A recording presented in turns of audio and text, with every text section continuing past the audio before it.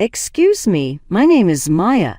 My life has been quite the roller coaster as of late. Sincerely, I never intended to divulge any of this, but it's strange how life can catch you off guard. I'm a marketing executive by day and a 31-year-old by night. I had my life under control until recently. My undergraduate sweetheart, Paul, and I were married a little over a year ago. We were elated and thought the world was our oyster. The wonderful news that I was pregnant came not long after we tied the knot. We were ecstatic because this was our secret. I finally lost control of my enthusiasm one night. "Can you believe it?" I said, Paul, as I turned to him. "We're expecting a child." My excitement was almost overwhelming. Paul embraced me tightly, his eyes beaming with joy. He smiled and replied, "I know, Maya, it's amazing. But bear in mind that it is best to remain silent until after the first trimester." He urged me to use caution in a measured and considerate manner, and I nodded in agreement. In particular, being around Paul's family made it much more difficult than I had anticipated to keep this enormous secret. But that's an entirely separate matter when it comes to Paul's relatives. It is my mother-in-law, Janet. She's kind, but she's a little much at times. Even now, Janet handles Paul as if he were a little child who requires her guidance and attention all the time. Then there's Jason, Paul's dad, who isn't very talkative and stays out of family drama. Paul is also one of two brothers. Frequently, Emma, his sister, treats me as though I were her rival. These expressions on her face make it seem like I've taken something from her. As if I don't exist, Paul's brother Jacob hardly acknowledges my presence while we speak. In a word, family reunions aren't always easy. Consider the lunch from last Wednesday as an example. While Janet and I were getting ready, Paul's shirt had a tiny wrinkle that she spotted right away. "Paul, darling, your shirt is creased. Maris, don't you know how to use an iron?" she inquired, her tone cutting to the point where I looked downcast. A surge of annoyance washed over me, but I remained composed. "I'll make sure to check next time, Janet," I responded, putting on an act for the sake of politeness. Emma then leaped in as if that weren't bad enough. "Oh, Maya, there's no need to fret over it. Not everyone's destined to be a stay-at-home mom," she cheekily mentioned. My heart rate was increasing, but I repressed the want to show them how much their remarks upset me.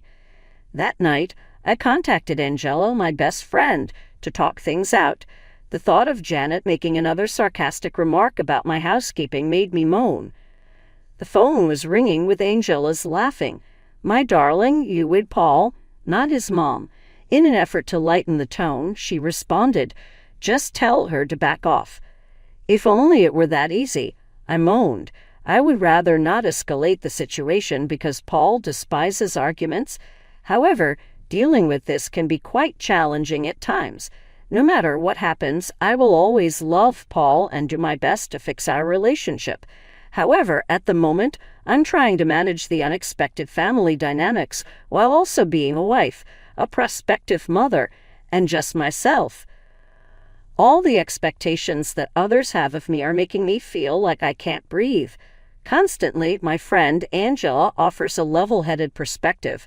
I should stand up for myself. "Maya, especially now that you're having a baby," she informed me. I was sick to my stomach at the idea of speaking out, even though I knew she was right. However, I'll admit that morning sickness could have played a role as well. It got increasingly difficult to conceal the pregnancy as the weeks passed. As Paul and I lay in bed one night, I could tell he was both excited and nervous looking at me. "Listen, Maya, I believe the moment has come." As his gaze locked with mine, he suggested that we bring up the baby at next week's family dinner. I paused. I secretly wished that our joyous news would remain hidden from the prying eyes of Janet and Emma. However, I was aware that we couldn't keep it a secret indefinitely. "Okay," I said, putting my best self-assured foot forward. "It's ours to do." I knew this news would rock the boat the moment I spoke it, but I couldn't help but feel it. I had no idea how accurate my prediction would be, or how drastically wrong things would ultimately be. Finally, the day of the family meal arrived, and I was really terrified. With the hope of impressing Janet, I spent hours in the kitchen, even though I realized it was probably all in my head. Indeed, Janet wasted no time getting her thoughts down the moment we took a seat. "Oh my gosh, Maya, the roast is very parched. Did you overlook basting it?" she inquired, her voice a mix of sweetness and bitterness. An artificial grin spread across my face. "I'll remember that for the next time," I murmured, trying to control my anger. "And that dress, is it new?" she said, as if that weren't enough. "It seems a little snug, doesn't it?" My cheeks flushed as her gaze dipped to my waist. At that very moment, Paul coughed. "Actually, Mom, we have some news," he informed her. I felt my heart race as he looked to me for comfort. "Maya and we're having a baby." Everyone responded simultaneously after a short pause. Rarely did Jason, Paul's dad, grin, and Jacob muttered a short congrats. In contrast, Emma appeared as though she had consumed an unpleasant substance. I was taken aback by Janet's reply, though. "Paul, are you sure? How can you be sure that she isn't exaggerating?" Janet spoke with a cold tone. What I was hearing was unbelievable. "Excuse me." My voice quivered as I uttered the words. "It's just convenient timing, isn't it?" Then Janet went on. "Right as Paul's career is taking off." Paul appeared to be truly perplexed. "What are you talking about, Mom?" Emma leaped in with enthusiasm. "Do you recall how Maya insisted on the need of birth control?" Observing the shift with a sense of superiority, she made the comment. I could no longer keep back the flood of charges they leveled at me. "That was over a year ago." "No," I said. "We decided together that we were ready for a family." The joyous occasion, however, had passed. Paul was unsure, as if he were beginning to mistrust something. Her chair made a deafening scrape as Janet abruptly rose to her feet. "Show me the evidence of your pregnancy," she insisted. Her remarks pierced through the celebratory news and lingered in the air. I had no idea that telling this news would put me through a trial, that I would have to demonstrate my joy and honesty. I stood there, more isolated than before. "You want me to prove I'm pregnant?" My voice quivered with a mix of disbelief and rage as I repeated, "You want me to take a test right here?" Janet lowered her gaze. "Maya, please don't be disrespectful." "Any normal blood test would do," she said with an air of coldness. Seeking Paul's intervention, I hoped he would intervene on my behalf and instruct his mother to desist. However, he appeared conflicted as he glanced between Janet and me. He hesitated before whispering, "Maybe it's not such a bad idea, Maya," in order to put everyone's fears to rest. My spirits plummeted. How on earth could he ever think about it? How could he choose to side with them rather than me? "I can't believe this. I'm leaving," I announced, my voice filled with a blend of anger and despair. The moment I turned to leave, Janet stepped in front of me, preventing me from reaching the door. Her accusatory tone belied her cutting words. "If you walk out that door, we'll all know you're lying." "Get out of my way, Janet," I spoke with a raised voice. But all of a sudden, things began to shift, seemingly in slow motion. Everything transpired in an instant. Janet's outstretched hand shoved me aside. In a last-ditch effort to regain my footing, I faltered. It was too late for Jacob to reach out and grab my arm when I noticed him. My mind was racing as I slid down the steps just as the lights went out. The events of the previous moments brought tears to my eyes as I relived them. The icy look on Janet's face, the arrogant expression on Emma's face, Paul's hesitance, and Jacob's futile effort to grab onto me. I felt a level of betrayal I had never experienced before as thoughts of all this raced through my head. I couldn't help but wonder if my baby was all right as the ambulance raced to the hospital. Is it possible that I will never trust my spouse or his family again, even if everything is fine? As soon as the ambulance pulled up to the hospital, I was whisked away to the emergency department. There were a lot of medical professionals surrounding me, and they were all talking very fast and in a language I didn't know. My sole concern was the safety of my unborn child. As I hoped for positive news, I felt afraid and powerless. I was awakened by the constant beeping of medical monitors after several hours. There was a doctor standing by my side while I lay in bed, and he was smiling softly. "Mrs. Thompson, you ain't dead yet. There is some positive news that I can share with you. You may rest assured that your infant is secure. I promise you, you two will be okay." I felt a surge of relief at first, but as I recalled my purpose for being there, the feeling swiftly gave way to wrath. We had hoped that this would be a happy time, a time to rejoice in our expanding family. However, the same individuals who were meant to be my family were the ones who accused me, and I had to defend myself. Paul was standing by my side when I looked over, his face pallid and betraying his deepest regrets. "Maya, I deeply apologize," he said. His remarks, however, rang hollow. Since when could he offer an apology? Would I let his family distrust me? Following your inaction while I was injured. The realization that nothing would ever be the same caused me to turn away. I realized then that I would have to make some difficult choices regarding my child's future and my own safety and well-being, including which people I could trust. It was about safeguarding our future as much as it was about ensuring the safety of my baby. After Paul started to say, "I don't know what happened," I abruptly ended his statement because my wrath was rising. "I don't understand. I was shoved down the stairs by your mother. Yes, it is correct." Fleeing, he hid his face. According to Mom, it was unintentional. All she wanted to do was prevent you from going. I was unable to react because my closest friend, Angela, burst into the room. "Salutations, Maya." "Oh my goodness, are you all right?" Her intense gaze shifted to Paul. "And you? How could you let this happen?" "It wasn't. Not at all." Angela would have none of Paul's stuttering. "Save it," she said angrily, cutting him off. After a moment of silence, Angela turned her voice back to me.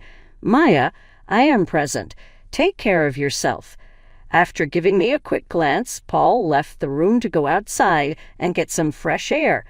I told Angela everything that had transpired the moment he departed. With every syllable, her expression darkened. "They will not be allowed to escape this," she declared with conviction. Everyone in the hallway started talking at that moment. The two women were chatting. To persuade Paul it was an accident. We simply need to do what Janet was saying. Maya's always been clumsy, probably faking this whole pregnancy anyway. Angela's mouth dropped open as she silently reached for her phone and began taping their chat.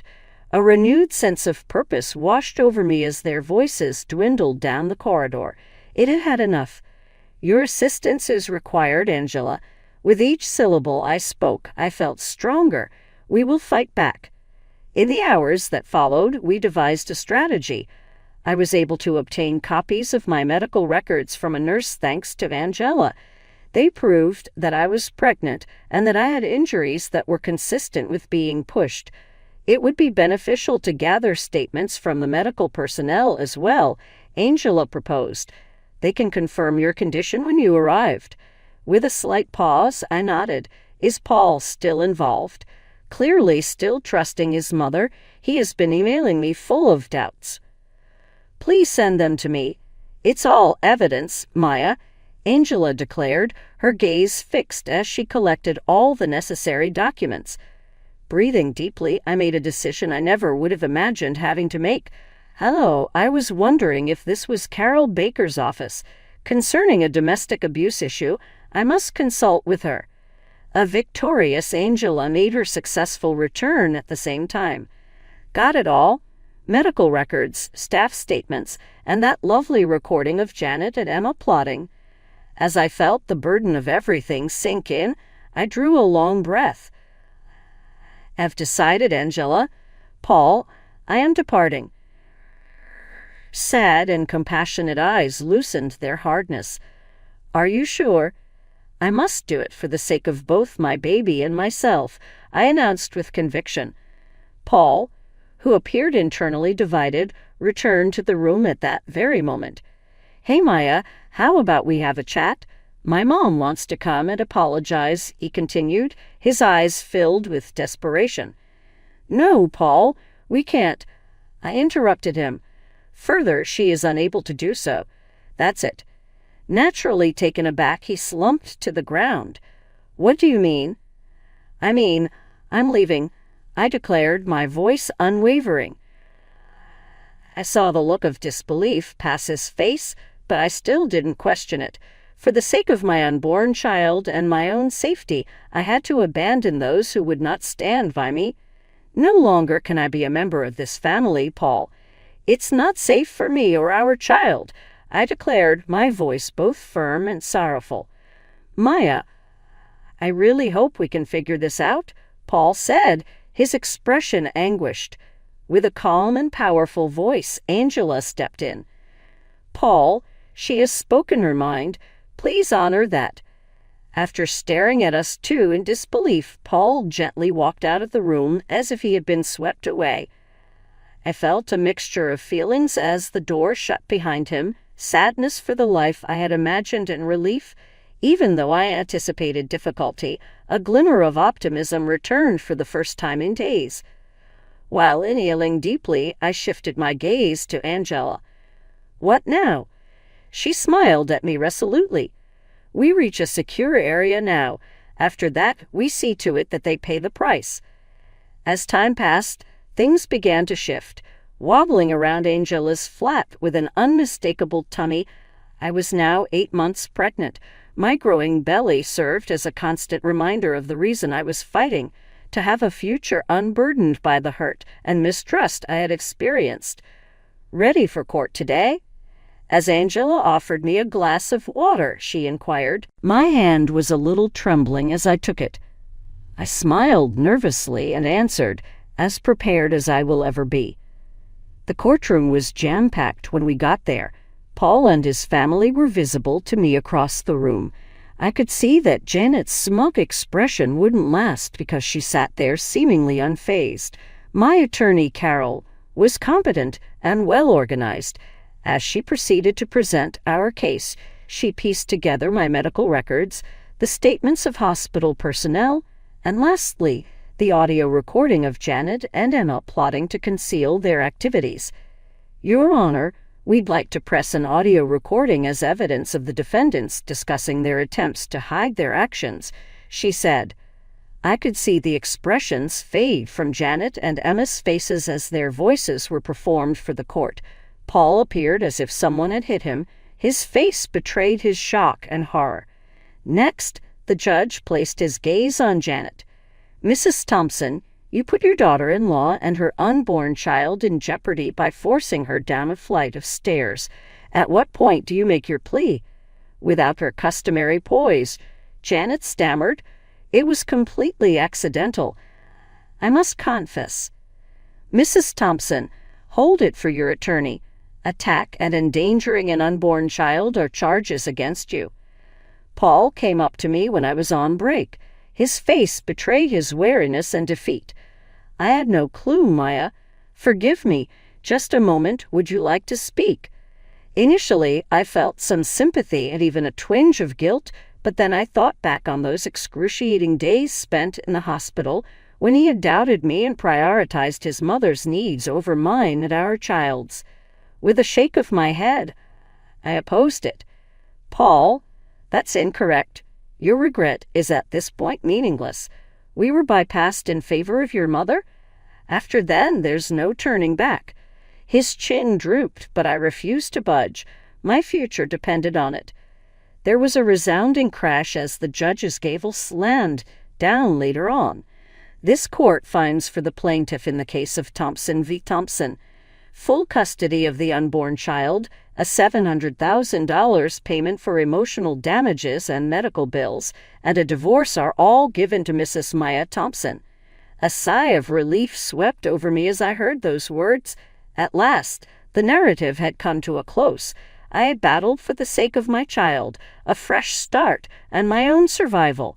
As I walked out of the courtroom, I didn't give Paul or his family a second glance. Looking ahead, I could see a world free of danger, where I might begin over. A breath that I had been holding out until now was released, and then it was over. Our victory was secure. I am occupied with inflating balloons for my daughter Michelle's second birthday, which is 4 years away. Despite the odds, my little fighter was born, and today he or she joyfully toddles around, laughing and chatting. Entering with a broad grin on her face, Angela carries a plethora of gifts.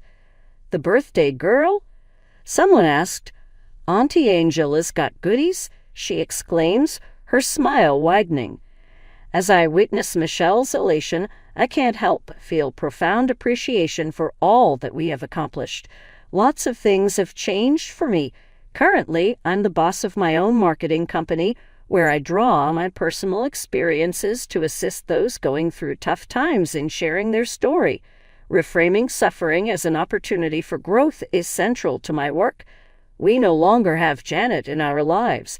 It turns out that the legal system takes the act of pushing a pregnant woman down the stairs quite seriously. She is currently completing her term. These days, she barely registers in my mind. I've moved on from her. She belongs in the past. The arrival of more guests brings an explosion of joy and laughter into my home. These are the ones I've decided to call family now. We are all here to celebrate Michelle's wonderful day with laughter, food, and joy. All around me is love, and I know this is how a family should feel: secure, happy, and supported. I put a slumbering Michelle into bed and say quietly to her as the party comes to a close, "You are my courageous daughter, and I wish you a happy birthday. You have the world, and I have it too." After a long period of turmoil, I finally feel at peace as I kiss her on the forehead. I battled hard for this life, this fresh start.